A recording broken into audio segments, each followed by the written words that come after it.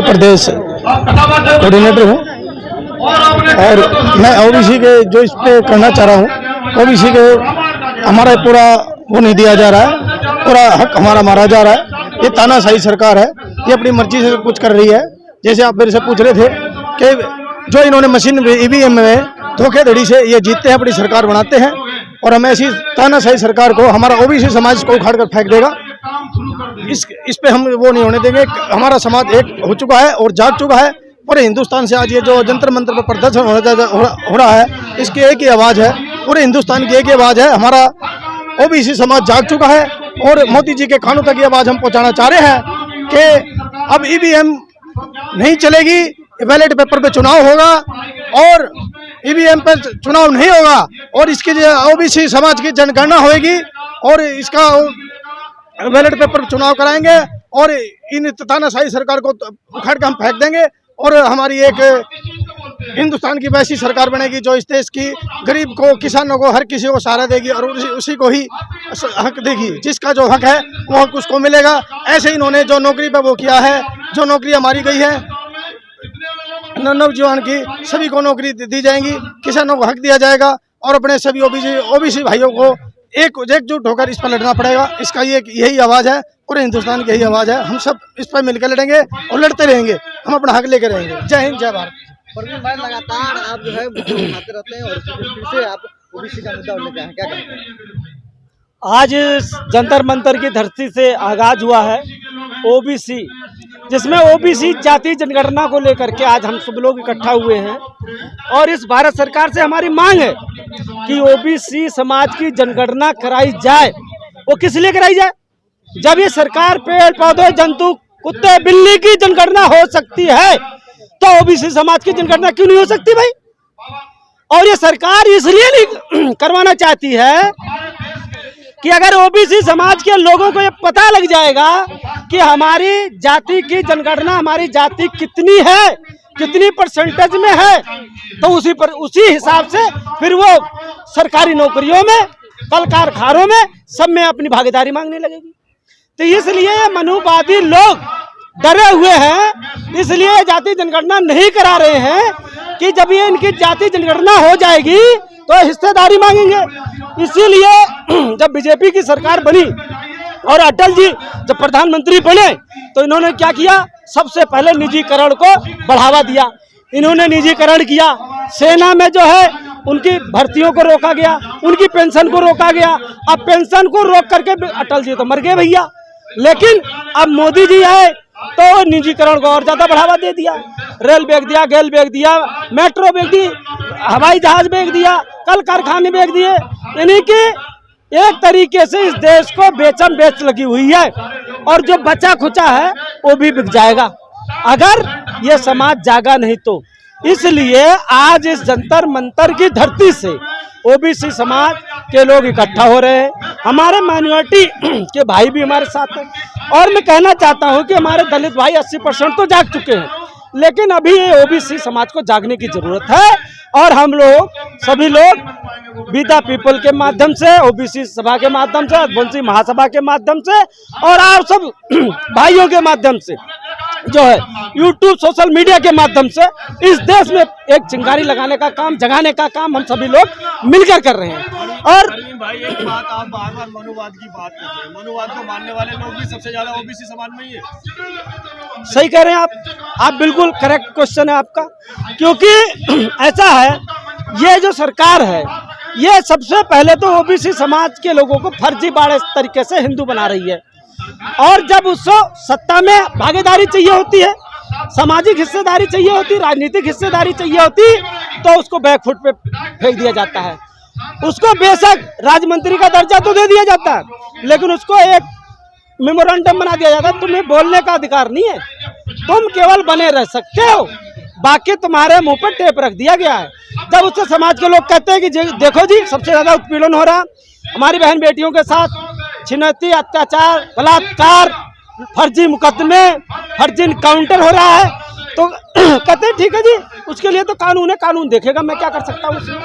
अरे जब वोट लेने की बात आती है तो तुम कहते हो कि समाज के लोग हैं, हम आपके समाज से आते हैं, आप हमें नेता बनाइए, और नेता बनाकर जब आपको कुर्सी मिल जाती है तो आप क्या करते हो?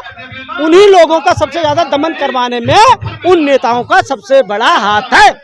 इसलिए मैं कहता हूँ समाज के उन लोगों का, हम लोग ऐसे गद्दार नेताओं का बहिष्कार भी कर रहे हैं।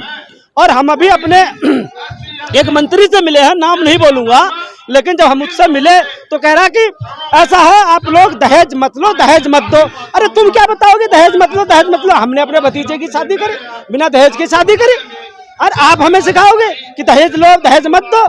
हैं? तुम कहते हो कि अपनी जात में शादी करो। अरे तुम कहाँ शादी कर रहे हो? तुम क्या कर रहे हो?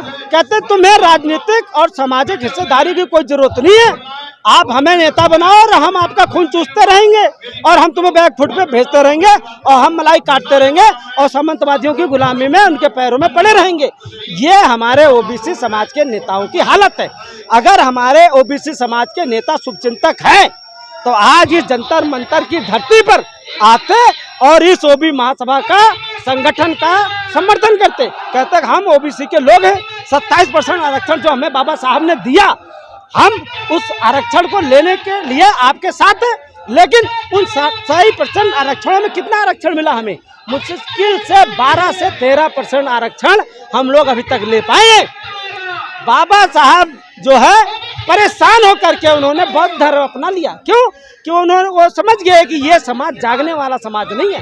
लेकिन मैं कहता हूँ दलित भाइयों से, मैं तो कहता हूँ कि वो 80% लोग जाग चुके हैं, 20% और जागो, और ये ओबीसी के लोग जो सो गए हैं इनको हम सब लोग जगाने का काम कर रहे हैं और 24 तक जगा देंगे। जी क्या कहना चाहेंगे आपके इस समय? जी नमस्कार जी। सबसे पहले तो मैं आपको बहुत बहुत धन्यवाद करता हूँ कि आपके जैसे लोग ये भारत सरकार को जगा रही है अब धीरे धीरे। नहीं तो ये पहले ये सोशल मीडिया ये सब नहीं था तो ये सोए हुए थे। लेकिन मैं आप लोगों को धन्यवाद करता हूँ कि आप जैसे लोग सोशल मीडिया, यूट्यूब, व्हाट्सएप के माध्यम से लोग जागरूक हो रहे हैं। मीडिया को तो इन्होंने खरीद लिया, मीडिया तो बिक गई, मीडिया तो कभी सही दिखाएगी ही नहीं। लेकिन अब आप लोग जो हो, आप ही लोग इस देश को जो है इनके तक पहुँचाते हो कि ओबीसी समाज जग रहा, एसटी जग रहा, एससी जग रहा, माइनॉरिटी जग रहा, ये आप लोग सिखा रहे हो। नहीं तो इनको पता नहीं था। अगर ये मीडिया, सोशल मीडिया नहीं होती तो अब आने वाला 5 साल बाद ये मोदी छोड़कर भाग जाता। हम लोग तो जगा रहे हैं, आप भी कहीं ना कहीं एक संस्था से हैं, आप कितना जगा रहे हैं और आप क्या कितनी जगह हो बताइए। सर आज आप देखो, आज 2029 से पहले 24 में इनका चुनाव है, 24 में चुनाव है, 29 में चुनाव है। 24 में आप देखना कि ओबीसी समाज के लोग कितने जगे हुए हैं। आप 24 में आंकड़ा मिलाना। इस बार इनकी तानाशाही सरकार नहीं चलेगी, लोग अब नहीं चलेगी। अब तक तो बहुत चल रही थी, अब आप आंकड़ा मांग रहे हो ना, आप 24 में देखना, आप 24 में देखना कि इनका क्या हालत होगी। बिहार में जब नीतीश की सरकार थी, अभी भी नीतीश की सरकार है, जब वो स्वतंत्र रूप से भाजपा के साथ थी तो वहाँ पर सुशासन का सरकार है। जब लालू की सरकार आ जाती है, लालू यादव की सरकार जब गठबंधन हो गया नीतीश बाबू के साथ में, तो जंगल राज आ गया। अरे यही तो है भाजपा की राजनीति, भाजपा की राजनीति। और क्या है? आप लोग भी तो कह रहे हैं भाजपा की बात, भाजपा में भी आपके लोग हैं। भाजपा की यही राजनीति है कि फोड़ो और राज करो। आज तक ईडी कहाँ थी? आज तक सीबीआई कहाँ थी? जब जो इनका विरोध करेगा उसके घर ईडी जाएगी, सीबीआई जाएगी, उनके घर इनकम टैक्स पर छापा पड़ेगा। यही तो है इनकी राजनीति। यही तो कह रही है कि जो हमारे समाज के लोग ऊपर बैठ करके समाज के मुद्दे की बात करेंगे उनको घर सीबीआई भेज देंगे, इनके घर ईडी के छापा पड़ जाएगा। यही तो है इनका राजनीति। तो बिहार में तो सभी लोग ईडी को, सीबीआई को ढूंढ रहे हैं, मिल नहीं पा रहे हैं, कहाँ है सीबीआई? यही नहीं समझ पा रहे हो ना आप। अरविंद जी, सीबीआई को इस सबको ढूंढ रही है बिहार में। पूरा बिहार ढूंढ रहा है और तेजस्वी जी अलग से ढूंढ रहे हैं। ये किस लिए ढूंढ रहे हैं कि भाई गुड़गांव हरियाणा के अंदर एक मॉल बन रहा है जिसमें ईडी और सीबीआई ने दावा किया कि इसमें तेजस्वी जी का शेयर है। अब तेजस्वी जी ने ये बोला कि अगर मेरा शेयर है तो मुझे शेयर दो, अगर मेरा शेयर नहीं है तो फिर मैं तुम्हारे शेयर को उजागर करूंगा, या तो आप प्रेस कॉन्फ्रेंस करके ये माफी मांगे ईडी और सीबीआई कि मैंने गलत तरीके से इसको मीडिया में बोला। और मैं उन नेशनल मीडिया वालों को कहना चाहता हूं जो गोद में खेल रहे हैं मोदी के, वो भी माफी मांगे कि जब बिल्कुल किसी भी तरीके से तेजस्वी जी का कोई रोल ही नहीं है तो आप मीडिया में कैसे चला रहे हो, एक्सक्लूसिव जो है रिपोर्ट कैसे चला रहे हो। तो तेजस्वी जी ने बोला कि अगर आप नहीं मांगते हो व्यक्तिगत रूप से माफी तो मैं जो प्रेस कॉन्फ्रेंस करके तुम्हारे चिट्ठे खोल दूंगा कि किस तरीके से तुम लोग झूठ छलावा से जो है इस देश के लोगों का हनन हो रहा है। ओबीसी समाज के लोगों को फर्जी इनकाउंटर, फर्जी मुकदमे लगा करके उनको जेल की सलाखों में डाला जा रहा। जो सामाजिक कार्यकर्ता हैं, जो समाज का प्रतिनिधित्व कर रहे हैं, उन पे फर्जी मुकदमे लगा करके उनको जेल के अंदर डाला जा रहा। जो हमारी माताएं बहनें जो एक्टिव हैं, जो सोशल मीडिया पे एक्टिव हैं, उन पे फर्जी मुकदमे लगा देते हो, उनको जेल के अंदर डाल रहे हो। तो इन सब चीजों को लेकर के अब हम सब लोग सजग हो गए हैं और एक बड़ा नेतृत्व करके इसको बदलाव ला करके दिल्ली की धरती पर, इस गद्दी पर एक नया नेतृत्व वाला ओबीसी समाज से प्रधानमंत्री बनाएंगे। चाहे ओबीसी समाज हो, दलित हो, माइनॉरिटी हो, कोई भी हो, लेकिन एक नया नेतृत्व 2024 में आप सभी लोगों को देखने का जरूर मिलेगा। परवीन जी, एक सवाल और है। आपने अभी कहा कि जो भी स्ट्रीम मीडिया है वो अगर गलत बोलती है तो उस पर कार्रवाई नहीं होती, और जब सोशल मीडिया पे बात आती है तो तुरंत कार्रवाई हो जाती है। अरे भैया, पीछे की मंशा क्या है? मैं कह रहा हूँ 11,000 करोड़ का पैकेट आप लोगों को थोड़ी मिल रहा है, वो गोदी मीडिया को मिल रहा है। तो तुम बेटा बोल, कार्रवाई क्यों नहीं? कार्रवाई इसलिए नहीं होती है कि वो गोद में खेल रहे हैं, बीजेपी की गोद में है। अगर उनको जो है, अगर वो बीजेपी के खिलाफ बोलेंगे, सत्ता के खिलाफ बोलेंगे, तो उनका कान पकड़ के कल से बाहर हो जाएंगे। जैसे आज अभिसार शर्मा का देख लो, प्रसून वाजपेयी का देख लो, ये सब लोग क्या हैं? ये इन सभी लोगों ने अपने आप से समझौता नहीं किया।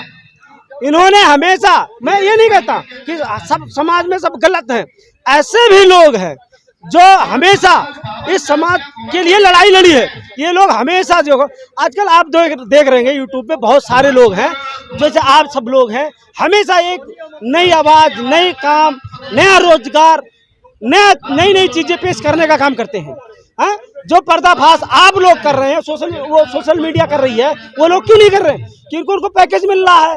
एक बात बताओ, सीबीआई और ईडी सोशल मीडिया को जो वरिष्ठ पत्रकार हैं, जैसे ऐसे वैसे हैं, उनका नाम तो नहीं लूंगा, लेकिन एक बात बताओ, अगर उनकी संपत्ति का जांच किया जाए तो कई हजार करोड़ की संपत्तियां हैं, लेकिन ईडी और सीबीआई उनके पीछे क्यों नहीं जाती? उनकी तनख्वाह तो 1 लाख, 1.5 लाख, 2 लाख है, लेकिन तुम्हारे पास ये जो हजारों हजार करोड़ की संपत्ति आई है, वो कहां से आई है? इसको कौन बताएगा? लेकिन जनता भी तो कहीं ना कहीं कुछ नहीं करती है सोशल मीडिया को। जनता क्या करेगी? जनता तो वही कर सकती है ना, वो भी चाहती है कि फ्री में मिले, लेकिन जनता को भी तो समझना चाहिए कि अगर ये पूरा दिन घूम रहे हैं तो कम से कम उनको भी तो करना चाहिए।